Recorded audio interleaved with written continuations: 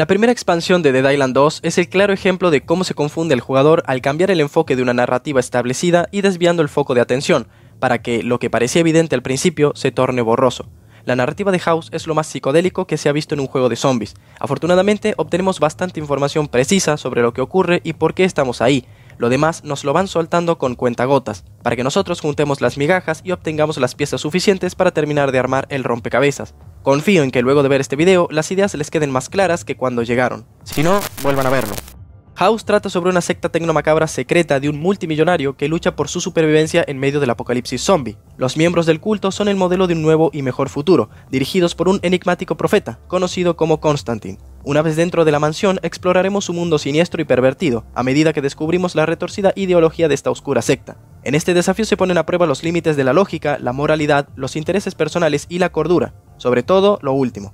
Primero entraremos en una especie de trance de terror psicológico surrealista que nos sumerge en un mundo de locura y perversión. Conoceremos una secta elitista muy comprometida. Sus miembros creen tener la clave para la supervivencia de la humanidad ante el brote zombie.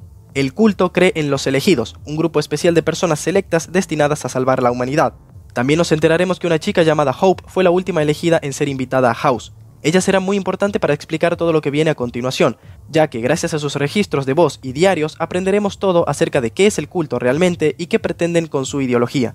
El juego insinúa que el acto de ascender significa formar parte de esa porción del planeta que se salvará una vez llegado el apocalipsis. Ascender también significa que nuestra alma trasciende a un plano superior, mientras que fracasar en la iniciación deriva en quedarte atrapado por siempre en tu cuerpo putrefacto, mientras tu mente lucha eternamente por salir. Los ascendidos se salvarán y pasarán a un plano fuera de la existencia terrenal, obteniendo conocimiento total del universo, mientras que los desafortunados se convierten en presas perpetuas del terror. Ni bien entramos en la mansión, veremos trajes de látex colgados en varios vestidores, justo antes de pasar al salón principal, lo que nos está indicando que todo se trata de un rito de iniciación previo, para saber si los voluntarios eran dignos de ascender.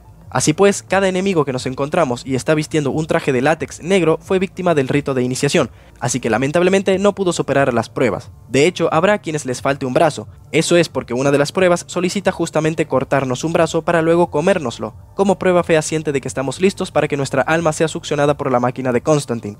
Todo esto lo aprendemos sobre la marcha gracias a las grabaciones entre Hope y el anfitrión de House, llamado Yonho. Cada rito es una prueba que nos prepara para despojarnos de todos los lazos mundanos que nos atan al mundo humano. En el primer rito debemos deshacernos de algo material. El segundo es un testeo de dolor intenso, para comprobar cuánto sufrimiento logramos soportar antes de darnos por vencidos. Esto se refiere a nuestra resiliencia. Y el último nos hace despojarnos de un secreto íntimo que no le hayamos contado a nadie jamás, en un acto de liberación de culpa, dolor, vergüenza u odio, ya que cada una son emociones que envenenan el espíritu del hombre. Mediante la ascensión, el cuerpo es separado del alma, con la particularidad de que esta última también conservará la mente del usuario. Si el proceso resultaba ser exitoso, el alma finalmente pasaba a residir dentro del arca. El inconveniente apareció cuando, al intentar separar las tres partes que forman al ser, es decir, cuerpo, mente y alma, la mente quedaba demasiado alterada, por lo que ésta no podía convivir con el alma. Así pues, el ser perdía su conciencia, y por tanto su memoria, lo cual era imprescindible de mantener una vez ascendía. Y aquí es cuando se creó Brink, un tipo de suero tecnológico encargado de mantener el cuerpo, alma y mente en sincronía durante todo el proceso. Si el candidato sobrevivía a la infusión del suero Brink, estaba listo para el paso final, la ascensión. Brink es la sustancia que Vincent y los demás expulsan por los ojos en forma de líquido blanco, lo que les permite conectar sus cabezas a sus cuerpos nuevamente y continuar vivos, conservando la estabilidad mental y todos sus recuerdos. Por eso son capaces de mantener conversaciones y guiarnos a través de las diferentes pruebas. La candidata de la que les hablé antes, Hope, consiguió ascender después de haber pasado por un tortuoso y escalofriante proceso físico, mental y espiritual. Al mismo tiempo, somos testigos de la cantidad de invitados que lograron tal hazaña, ya que en el mismo lugar podemos observar una colección de cadáveres conservados en vitrinas dispuestos por toda la sala. Previo a eso, descubrimos que Constantine es en realidad una inteligencia artificial muy potente, capaz de conectarse con cualquier dispositivo digital del planeta, enviando y recibiendo información constantemente de cada rincón de la esfera. La siguiente gran revelación es que Constantine fue creado por Lola Conrad, la numen que nos acecha durante toda la campaña. El registro de archivo obtenido a través de una scope narra la historia de Lola y su mascota, un perro llamado Constantine, con quien solía jugar y pasaba la mayor parte de sus días explorando los bosques cerca de su vecindario. Datos que también hacen pensar que los ambientes artificiales de los ritos en House están basados en dichos lugares de la infancia de Lola. Y no olvidemos que Lola fundó OSK, el epicentro de todo lo relacionado a la tecnología de los scope y su funcionamiento, teniendo acceso a teléfonos, tablets y muchos otros dispositivos electrónicos y de comunicación.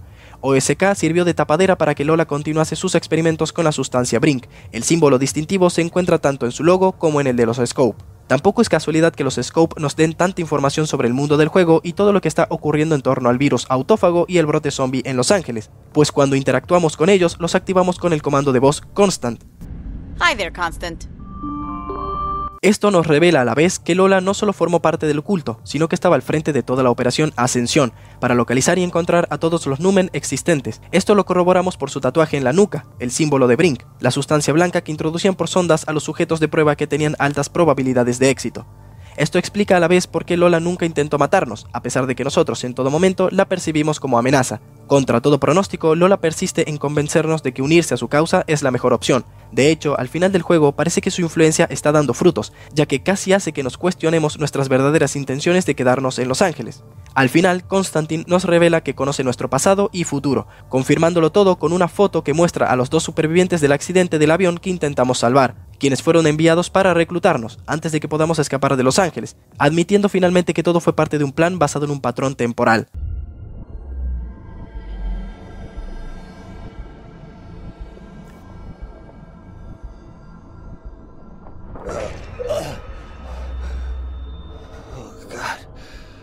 Fuck did this happen?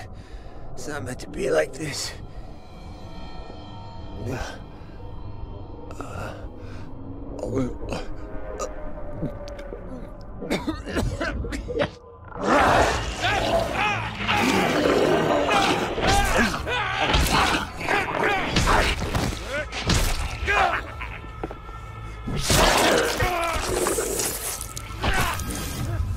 Lo que sugiere que Constantine estuvo haciendo prueba y error hasta finalmente dar con el candidato idóneo, o sea, nosotros.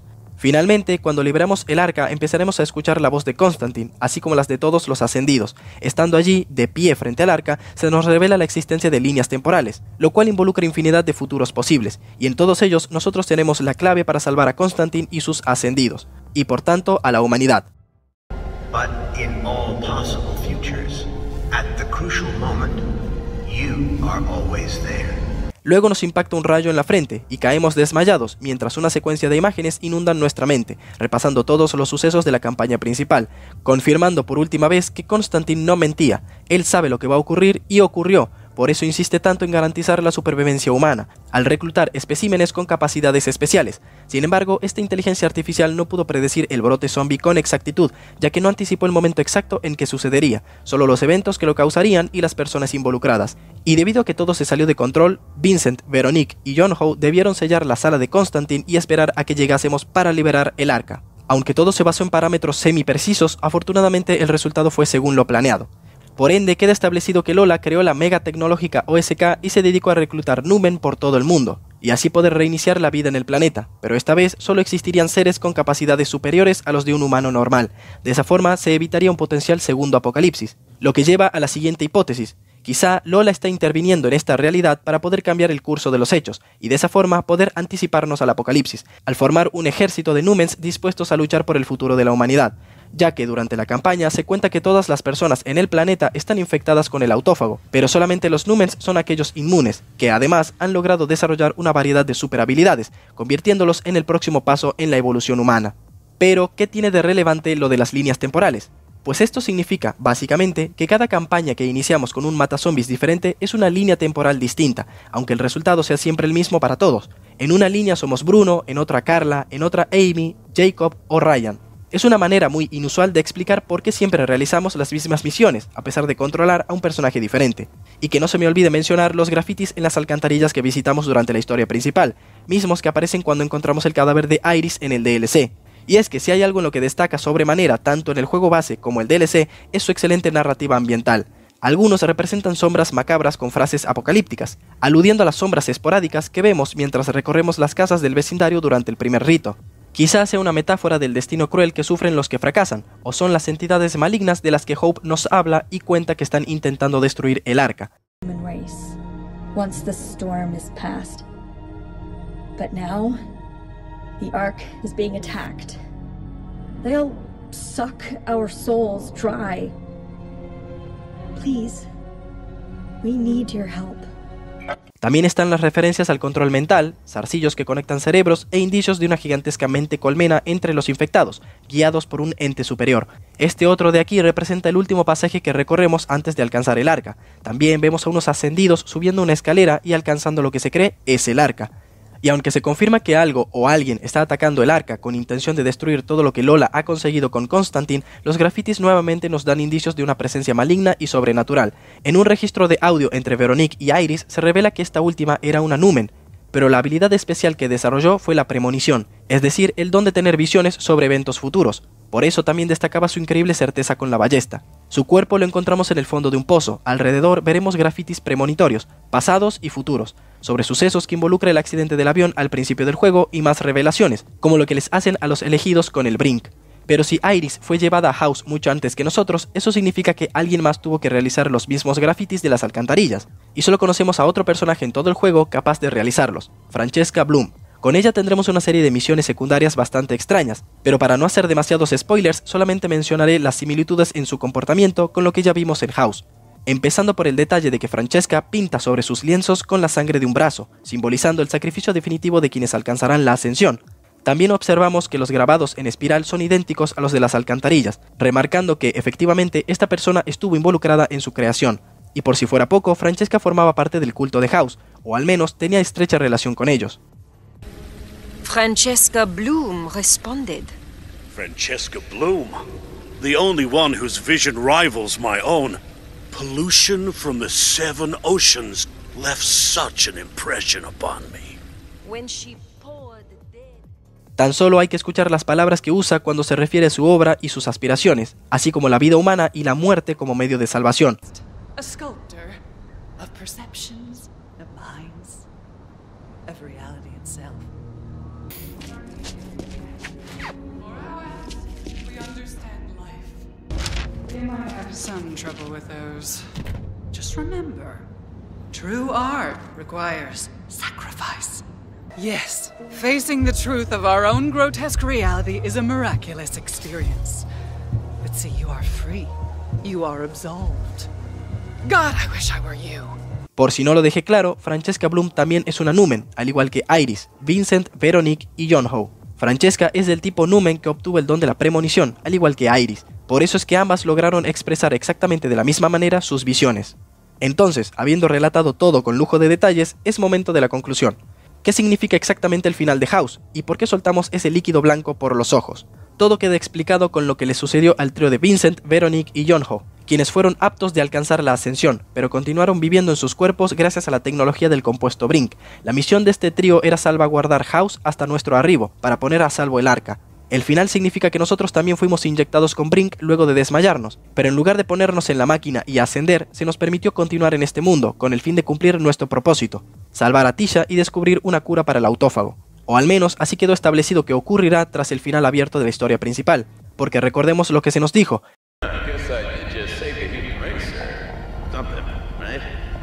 Not yet. But in all possible futures, at the crucial moment, you are always there. Y en este preciso futuro, las posibilidades de hallar una cura son más prometedoras que en las demás líneas temporales. Esto también podría significar que, si continuamos por este camino, eventualmente formaremos parte del grupo de Lola y el resto de Numen.